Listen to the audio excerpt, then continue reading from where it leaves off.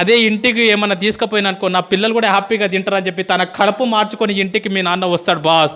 రియల్గా మన నాన్న హీరో కదా.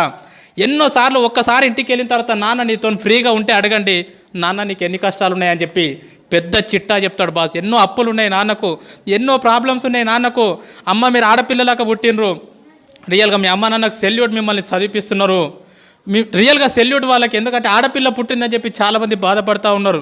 ఆడపిల్ల పుట్టినా సరే చదివిస్తున్నారు, రేపు పొద్దున నీ పెళ్ళి ఎట్లా చేయాలని చెప్పి ఇప్పటి నుంచి ఆలోచిస్తారమ్మ. పాపము నా కూతురికి ఎలాంటి భర్తను తీసుకురావాలి, ఎంత కట్నం ఇవ్వాలి, ఎంత బంగారం పోగు చేయాలని చెప్పి పాపం నాన్న పిచ్చోన్లాగా బయట నీ కోసం కష్టపడుతున్నాడు రా. ఈరోజు హ్యాపీగా ఇక్కడ నవ్వుకుంటా కూర్చున్నావు కదా, ఇంటికి వెళ్తే నాన్నని ముఖం మీద తిడుతున్నావు కదా, పెద్దగా అయిపోయినావు అని చెప్పి 10th క్లాస్కి వచ్చినావు అని చెప్పి. కానీ ఈ టైం మీ నాన్న గురించి ఆలోచన చేయి. ఎక్కడనో చేన్లో పని చేస్తున్నాడు పాపం, కూలి పని చేస్తున్నాడు పాపం, ఆటో నడిపిస్తున్నాడు పాపం.